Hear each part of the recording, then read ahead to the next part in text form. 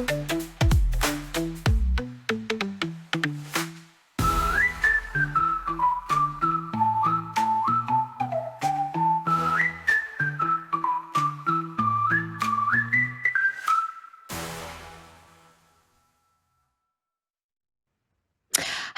my name is Catherine Fry, and I am the CEO and president of Mediafy Communications Group, and I'm also the host of Chat with Cat. And today, I have the pleasure of interviewing one of my dear friends, Christi Broome. And Christi works for herself, but I know her in the capacity of representing Goodpaster Painting, who is one of her clients. So, hi, Christi. How are Hi, you thank today? you. I'm happy to be here. Thank you very much. Fantastic. So I know that you work for yourself. Do you consider yourself to be like a media buyer, an independent media buyer? Would that describe what you do? I think I would say I'm more of a consultant. Okay. Media buyer is definitely one of my skill sets and Hmm. capabilities. But I like to say that I look at the bigger picture in order Hmm. to advise on whether it's a media buy or all the other components in this market now. Hmm. So I know that you and I have met several times in your capacity as like an advisor. What I don't know is what led you to where you are today. I don't know your whole story. So obviously you came there was a journey for you. So can you kind of give us an insight of how you became an expert in your field? Well, thank you. And I enjoy very much collaborating with you since we have been able to meet. I think my biggest, honestly, um, I would say talent is relationship building. And Yes, I I very agree. much Yeah. value that, including with you. So I actually grew up here in Chattanooga and I graduated from UTC, UT Chattanooga, and I had an idea of a different career I wanted to pursue, and it didn't exactly work out. So, or at least I changed my mind. And Yeah. so, after a number of different trials, I landed in the world of marketing and I Mhm. thrived and loved it. I wasn't ever really a great salesperson. I was just a great connector. And I Yeah. just felt fulfilled in that. So I started my journey. I sold radio advertising for many years. Then I Okay. sold some print advertising, Hmm. all here in Chattanooga. After that, I went and worked for a client, and it was a financial services company. So, Oh, what I that's didn't kind know of and I learned yeah. later was a lot of my job was dealing with compliance because there's a lot of compliance Oh, in that, which is very important, but it wasn't yeah. that exciting. And then I went to work for a home remodeling business locally Hmm. and subsequently an agency. And within all these venues, I learned a considerable amount of, buying, selling, what the business owners' challenges are, what the agency, the benefits and the drawbacks to it. Um, and then in the midst of it all, as you know, the landscape of advertising and digital and web Totally presence changed. Yeah, is completely changed. changing at a lightning speed. So Yeah. I found a niche at one point, uh, 4 or 5 years ago, where I was just like, you know what? I just really want to be an advocate for both parties. I want to Mhm, help mhm, the business owner who knows that they need a digital presence or a marketing presence, whatever. But I also want to help the agencies and the media partners mhm, because they need an advocate as well. So I just mhm. really Both found a sides niche do.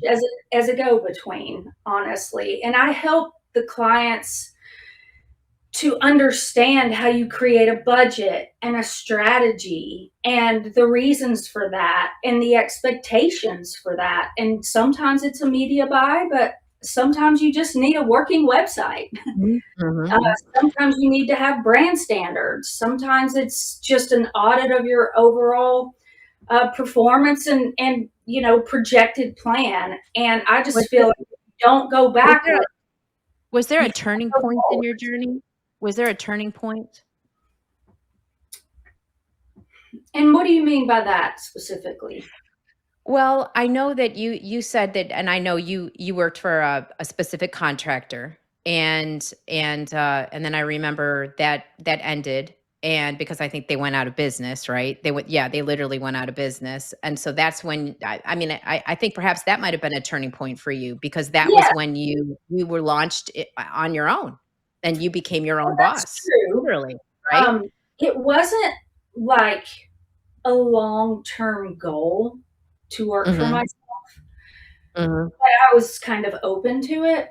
But mhm. when that one business that I had worked for a while, they actually sold to just like a bigger franchise type Yeah, company. right. And I had a choice to make, do I want to go get another job with an agency or another company? And there was a lot of opportunities, thankfully. But it just kind of happened organically that people Mhm, reached out to me and I could mhm, help them. And then it felt like I was on the right path. So it just kind of happened in that way. mhm. So once you started down that path and you became, I guess you could say, self-employed, um, were there any mistakes that you learned from? And if so, what's a mistake that taught you the most? Well, um, I think I would like to approach that with maybe challenges because I think everyone Challenges. makes Yes, mistakes. right. That's a better Um, way of looking at it. Yeah. and I try to meet with every client with realistic expectations. Mhm. I try to say in the first meeting, I don't claim to know everything. I Mhm. don't. I want this to be collaborative. Mhm. I would like to bring you recommendations with my, Mhm. experience, um, just thoughtful uh, research, but I don't claim to know it all. And I continue to learn, and I certainly don't Mhm. know your business. So this is a collaborative, Is it growing type deal. definitely. Yeah. Um, so the challenges sometimes I would think are just managing expectations and meeting Mhm. people where they are. Most of the time when I gain a client, they've been in business for a little while or maybe a long while. And so they have some marketing in place, but it's just not really strategic or working.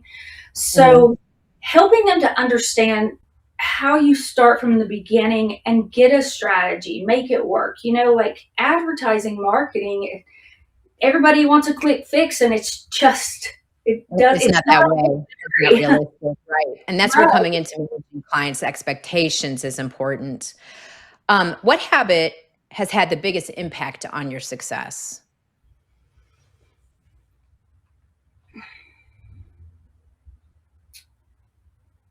I don't know if this is the biggest, but I feel like it's important.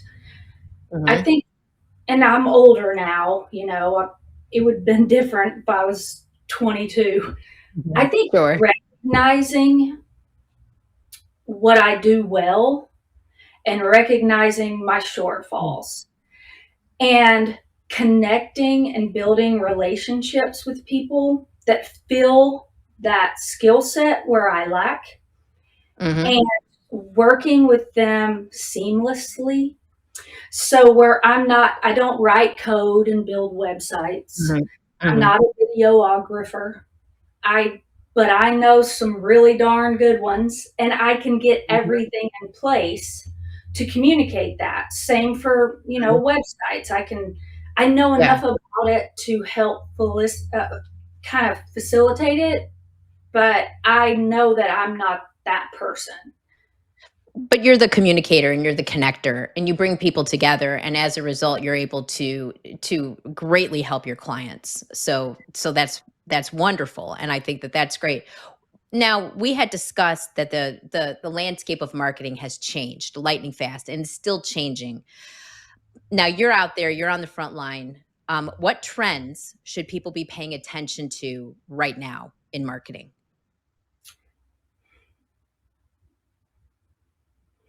So, a big overview, in my opinion, would be marketing's always like it's a risk. I mean, it is to some degree, Of course, it's but gambling in a sense. Yeah, I a mean, calculated risk.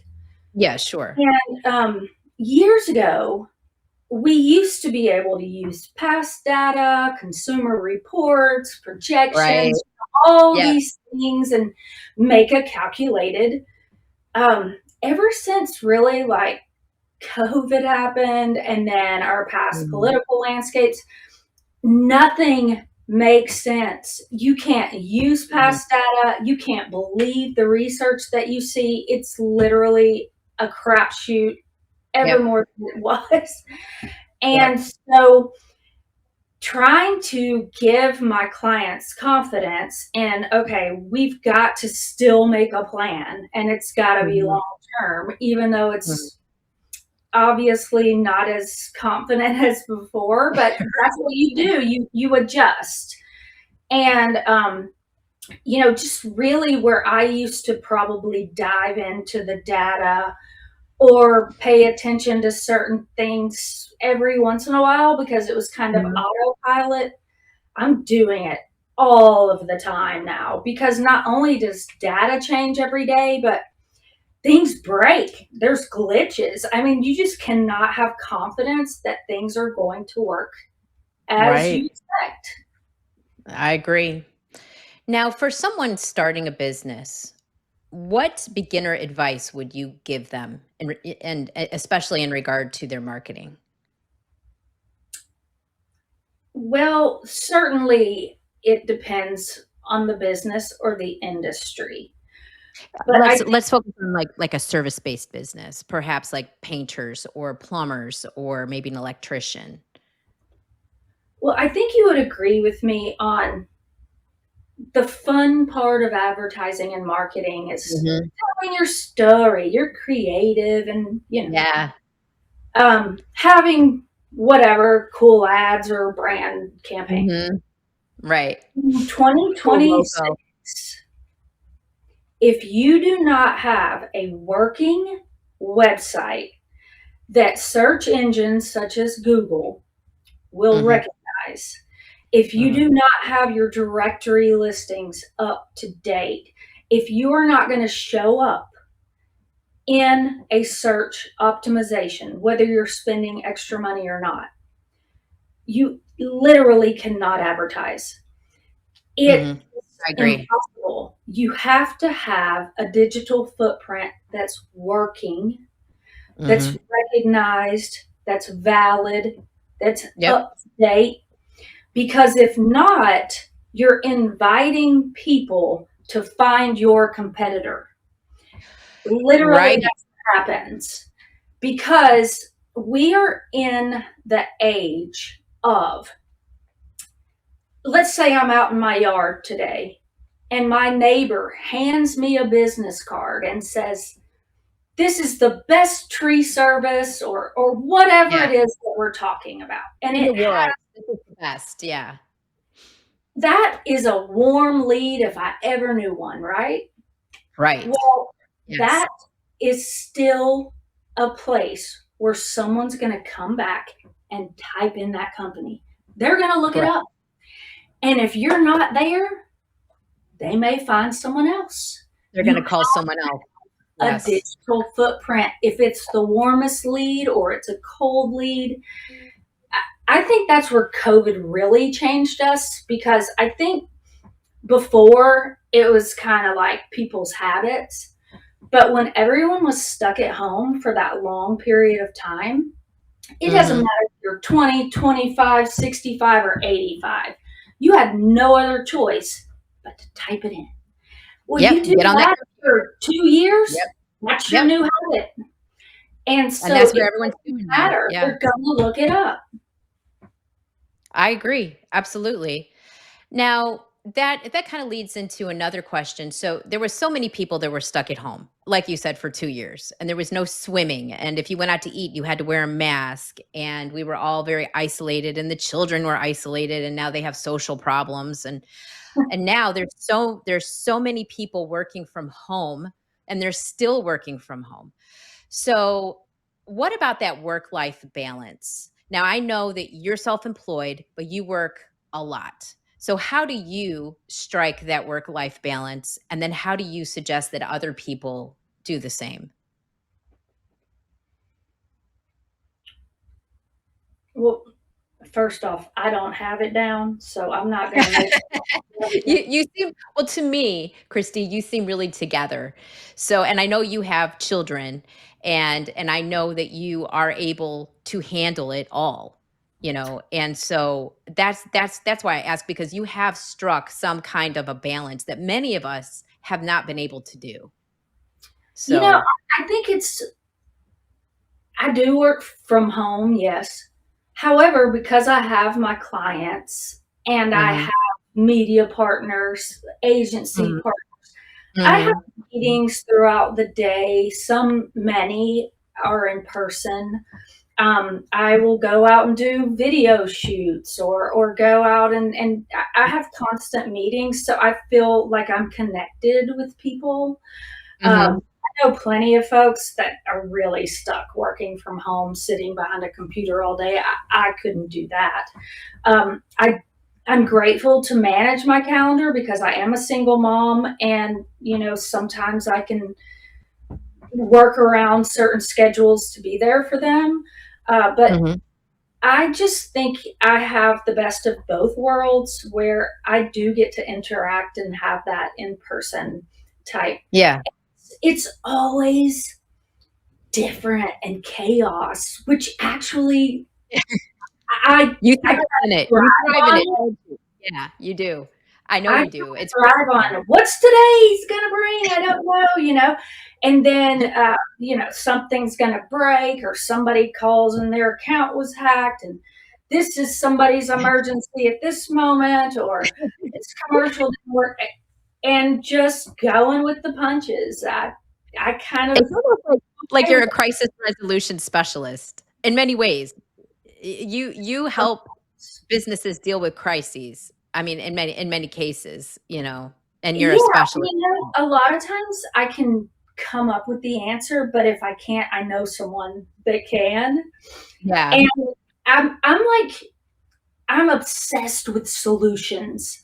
Like, I don't care if it's a stain in the carpet, or if it's something going on with my car, or if it's a Mhm. website issue, or something going on in Facebook or Meta today. I Mhm. want to get to the bottom of it. That's my Yeah. main up. That can be good or bad. Well, I think it's I one thing I've definitely noticed about you, and I made this transition myself from being problem oriented to being solution oriented. You're completely solution oriented, and you have to be in business, or you're not going to be successful, and you'll just be riddled with anxiety. So, and I admire that very, very much, and I think that that's one of the reasons why you've had such longevity in this business, and you have so many clients. So that leads to my next question. I know you in your capacity of working with service-based businesses. Um, and is that primarily what you work with, service-based businesses like painters, electricians, plumbers, or do you also work with retailers? So I primarily work with service based and home remodeling simply Yeah. because that was kind of my niche. But what has Mhm. happened over the years is, I get referrals and they're from my dear clients, and I want Mm. to, You wanna help. help? Sure, So I have understanding. taken on some kind of one offs. I have a restaurant, it's kind of a pub. I've worked with them for a Mhm. couple of years. I have he's like he's a nurse practitioner, mental health. And Mhm. what happens is, I think the home remodeling, you can do a lot of long-term projections, long-term Mhm. buys.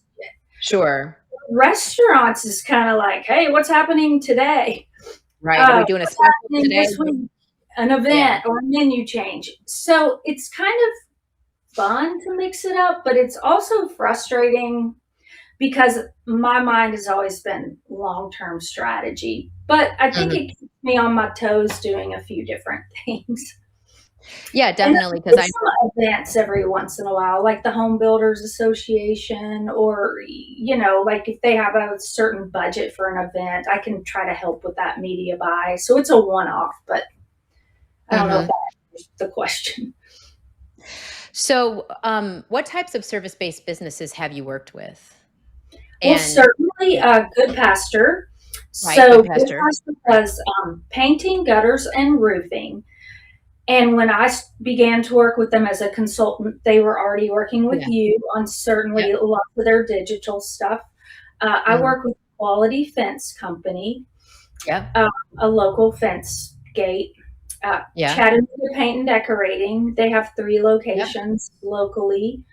Mhm. Uh, there's a handful of others. The pub that I mentioned is called North River Pub. It's in Hickson. They have Oh, food, beer. They do maybe I should go there and just try. right. Try. I've never eaten there, and I mean, and we're Maybe almost maybe we will meet there yeah, sometime. that would That be would fun. be I fun. love pubs.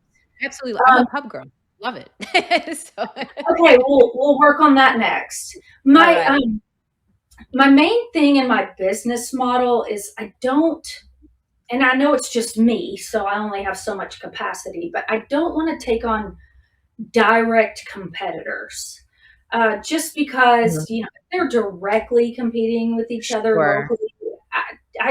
I've turned some people away, but I also have some good referrals maybe to give them. But Sure. I've got a pool business. They're rebranding right now. They do like maintenance on pools opening and closing. So most of them are home remodeling. And Mhm. then um, the doctor, nurse practitioner is just all virtual.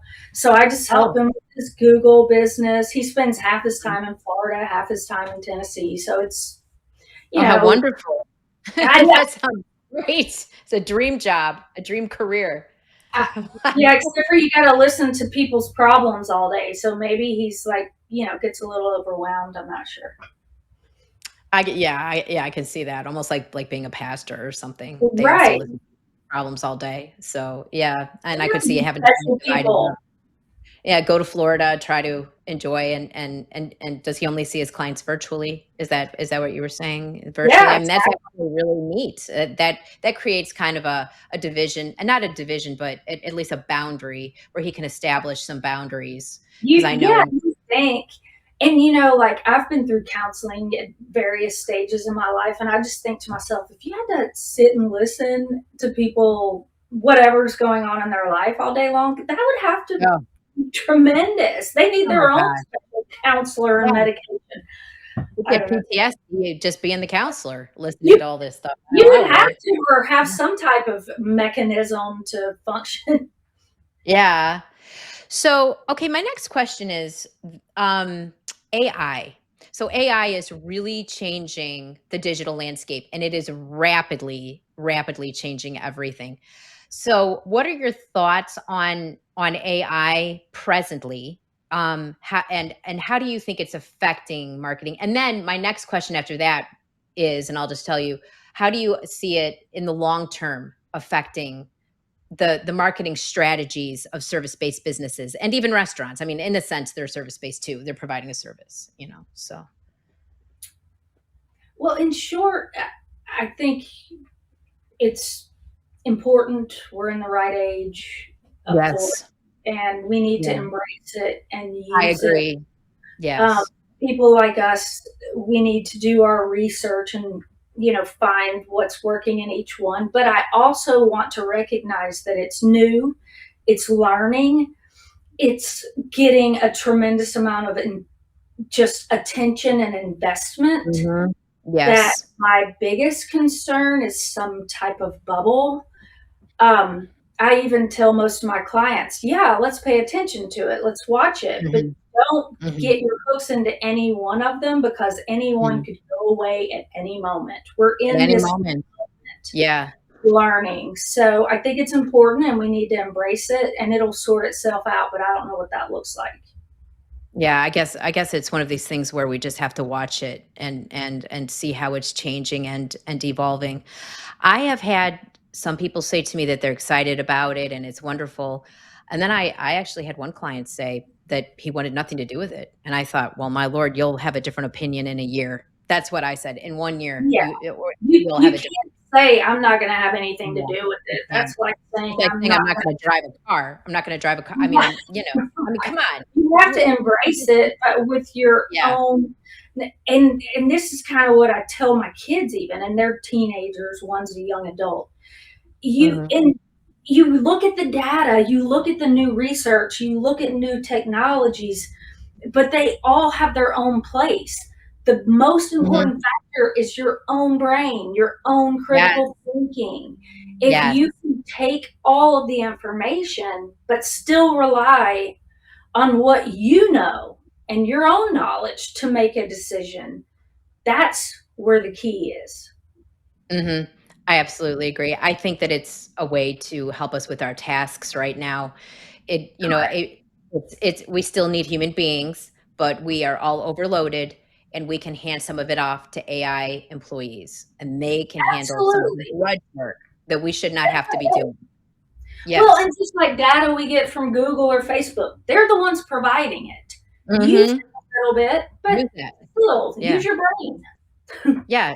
I mean, we should all be reasonable people, and we should be able to use our brains and use this AI to help our businesses.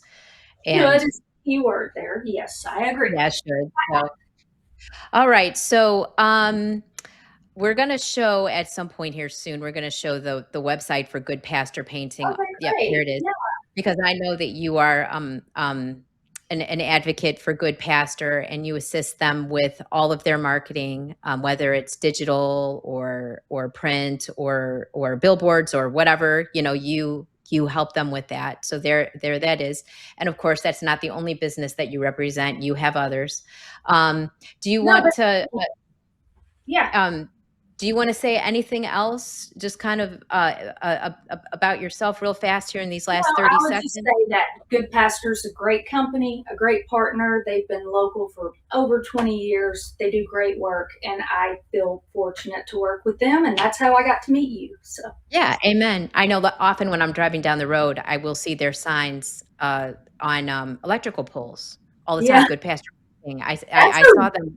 a It's a really good marketing tool that tip, thank you. it's worked for them. Christy, thank you for joining us today. Thank Thank you, you. and I will see you soon. This is Chat with Kat. All right, thanks. Bye-bye.